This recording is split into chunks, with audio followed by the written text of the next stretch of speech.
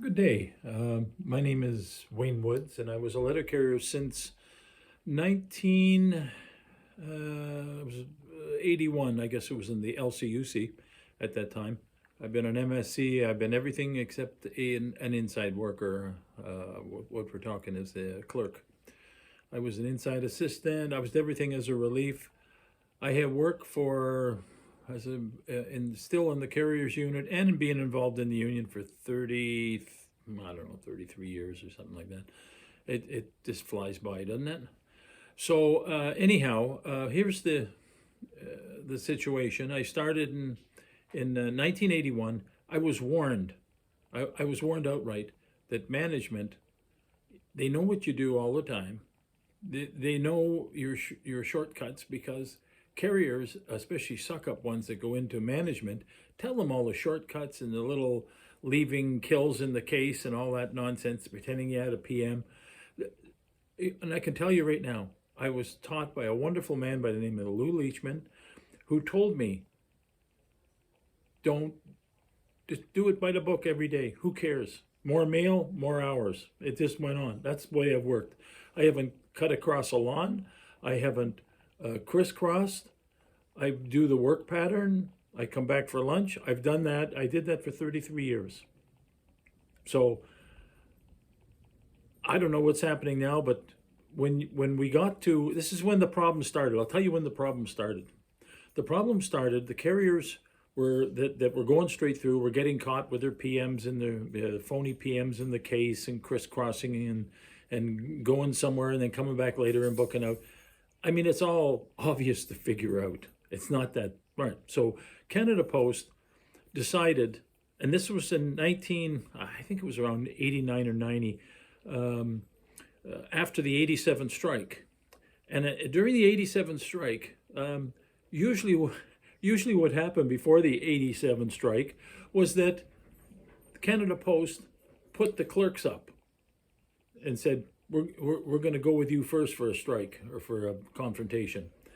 And then the carriers would say, oh, I'll have what they're having afterwards. After it's all settled, we'll have what they're having. In 87, they said, no, no, no, clerks. Carriers are going up first. It was organized confusion, to say the least. There was, the only thing Canada Post could do was threaten people, and they threatened all the union people, saying, if you participated, we're going to get you. And they did. I was fired along with, I don't know, 60 others or something across the country. I'm still here. I was still here. I was never fired. I said, I'll be back, but you probably won't. That's what I told the manager. So I said, you'll probably get fired or get transferred up to Inuvik or something without a clothing allowance. So I said, you know what? I'm telling you folks, they're out to get you. So do it by the book. That's it. I was going to do a long video on the history of my life, but that's it's just kind of long and convoluted because it's been a long one. So anyhow, in 1990, it was around 1990, Canada Post became a Crown Corporation. And that's when they introduced this Donald Lander guy who happened to be a CEO or something of DeLorean and was unemployed because DeLorean got charged with smuggling cocaine inside their cars, believe it or not, from Ireland to Canada. So anyhow, he lost his job. Canada Post says, hey, there's a guy we want for our CEO. This man was, I don't know. I think what he did for fun was pull whiskers off kittens. So he was a nasty person. But what he said is, I'm going to put you all on a budget. Every single station's going to have a budget. And the more you save, you get a piece of that, plus your normal pay. So you get your pay and a little bit for harassing the employees. Because before that point, sick time was make you go in the office. I got to talk to you about your sick time. Okay, are you telling me I shouldn't be sick? It was a little dance you did, right? And that was it. After that, it became vicious. After they went to a Crown Corporation and everybody was on a budget, you were stealing money out of the supervisor's pockets. The supervisors, managers, they were all getting money for this. So then they turned around and said, okay, so here we are. They got to deal with overtime too, right? Because they say, okay, here's a guy that goes home at 11 o'clock in the morning And then he offers to do a couple of pieces of overtime, so he's getting paid 10 hours before, and still going home before 3 o'clock. So Canada Post said, I'm going to take those time. This is after the Crown Corporation. That time is going to be my time. And that's where you are at today. You show it's even worse now, because any of your shortcuts and tricks and fudging of figures and blah, blah, blah, it all comes up in your PDT, and it also comes up on their paperwork. So you're showing them how to cut your job. The whole thing was with carriers, unlike clerks had whatever it was, 7 till 3 in the afternoon or 7 till 2 in the afternoon, whatever their shift was. They had their shift. Carriers had a start time with no finish, because it's all based on the percentage of coverage.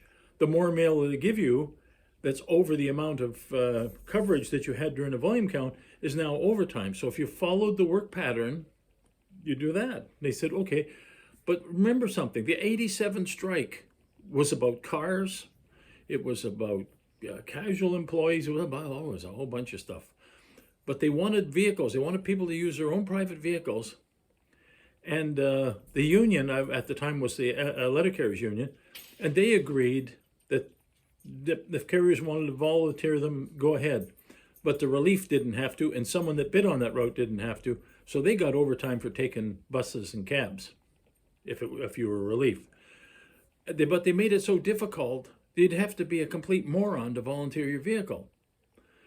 And when you volunteer your vehicle, it's only replacing the cab, the time they give you. So it's peanuts. So they give you, I don't know, what is it now, 900 or something a year. You got to make sure you have the right insurance in case you're in an accident during your working hours. That could be very serious for you. So here they are, they give you the time that they used to take a cab driver to drive you from the station to the first call.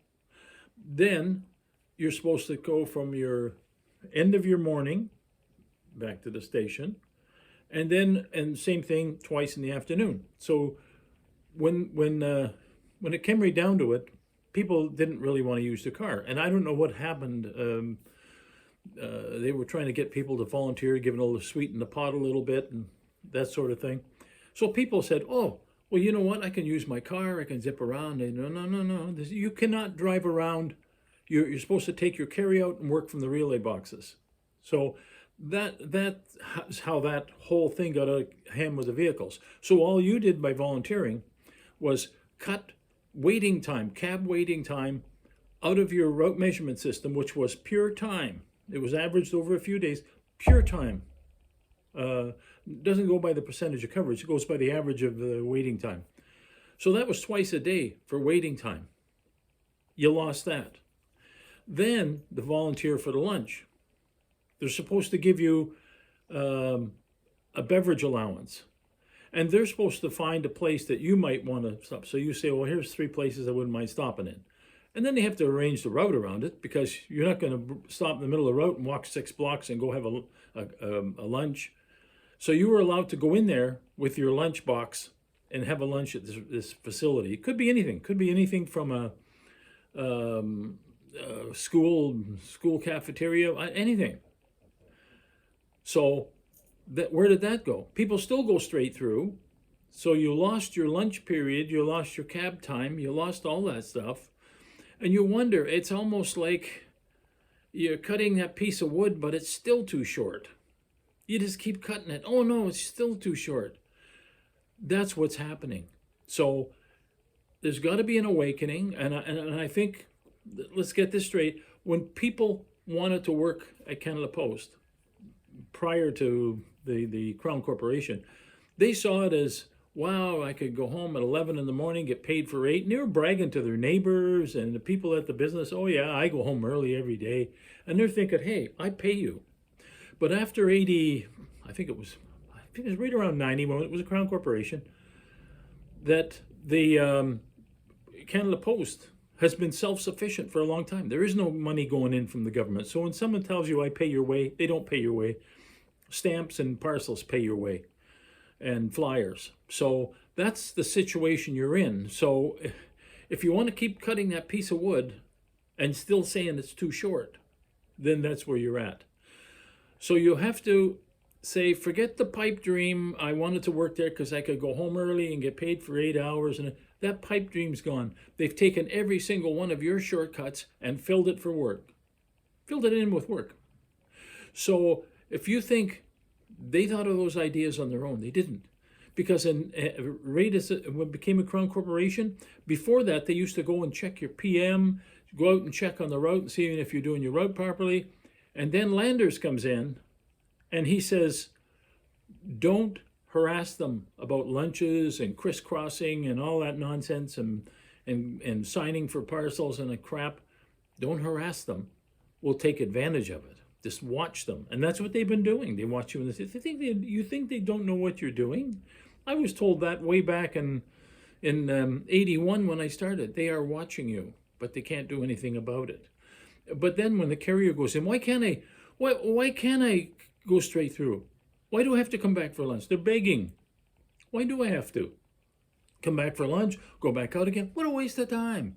Why do I have to walk in a loop instead of, I want to just go across the street and crisscross and do.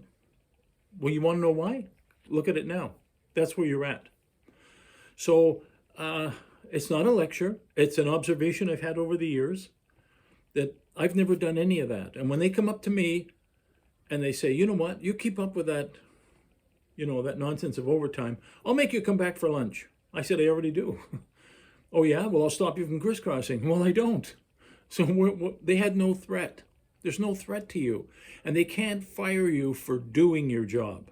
They can only fire you for not doing your job. So if they catch you doing something you shouldn't be doing, they can fire you. But when they catch you working overtime and you're out there working and walking, I mean, all you got to say is, you want me to walk faster? Well, no. Well, if I'm walking too slow, what's too slow? What's the speed? What is it? Show it to me. There isn't one.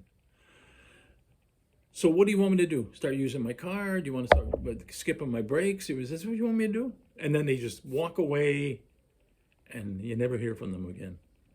So you don't have to be aggressive. But I'm telling you, you can't continue cutting that piece of wood and saying it's too short, because that is what's happening. So anyhow, I was going to do a very long video on my life, but it's not that good. So I appreciate that everybody's frustrated with the work, and I do appreciate that they have a right to be frustrated. But when we way back, I'm talking way back in the 80s, early 80s, middle 80s, somewhere around in there, we had subsidies for magazines. It wasn't a day that you didn't, the station I worked in, sending out 16 to 20 bags. And it was cassettes, albums, parcels that people could order off of cereal boxes. It was bulk third class. They don't have that anymore. It was bulk third class. You come in the morning and you were piled up with buckets of magazines. Almost every home got National Geographic. Ask any older person in your station that was a carrier. National Geographic, Shadow Lane. You could get 5 subscriptions for $20 a year or something. The government subsidized it. So that was gone, right? I mean, it didn't do Canada Post any good, and it didn't do us any good, because sometimes they'd hold the magazines back during the volume count, right? Oh, we can't fit them on the truck, and they hold them back because they count the weight, plus they count a whole bunch of other stuff. So anyhow, whatever you have now, we had that in the 80s. It was all that. But the worst part of it wasn't flyers. It was magazines. You'd go back to a relay box 3 times in, between relay boxes. And then the next one 3 times. The next one, it was just ugly. So you're not alone. But the difference was, we walked down the street whistling. I never ran. Don't run for anybody. Ask anybody that knows me. I've never cut lawns, and I've never ran for Canada Post. I saved my energy for when I got home. So this is what, not a lecture. Again, as I said, it was an observation that if you want to solve problems, sometimes you have to look at yourself and say, you know what? Those days of the gravy train are over. You killed the goose that laid the golden egg. And you're going to have to somehow deal with it, but you're going to deal with it by getting tighter with your union. And that was the other thing about your union. Excuse me. Your union reps, they are volunteers. And they volunteer because they want to help their coworkers. So crapping on them when they come in the station, or when you think things didn't go your way, or who's stopping me from doing this and doing that, that's not helping you. Those people help you. I know. I was a rep for a long time, a volunteer rep. And you know what? 50% of the carriers hated you, the other 50% liked you, but 100% of the clerks liked you. So what it tells you is the clerks are together all the time because they work inside and they have lunch together. And what happened was Canada Post wanted to destroy that camaraderie during the lunch, and they did a good job of it. So anyhow, any comments? I'll accept them, good or bad, doesn't matter, I'm used to it. And show your shop steward more respect for the time he takes out of his life, and sometimes at home, trying to organize what a complaint, a grievance, education of things, and take advantage of the education program the union has. Anyone's entitled to it. Read your constitution and read your contract. Your contract is one of these weird jobs where your contract is your job. The contract tells you what you can do, what you can't do, what you should do. It tells you all volume counts, holidays, everything is in that book. Pretty much everything. So anyhow, you have a great day, and I apologize if you're offended by anything I said, but I know, water off a duck's back for me sometimes. Have a great day, and hope things go good in the strike, or a settlement.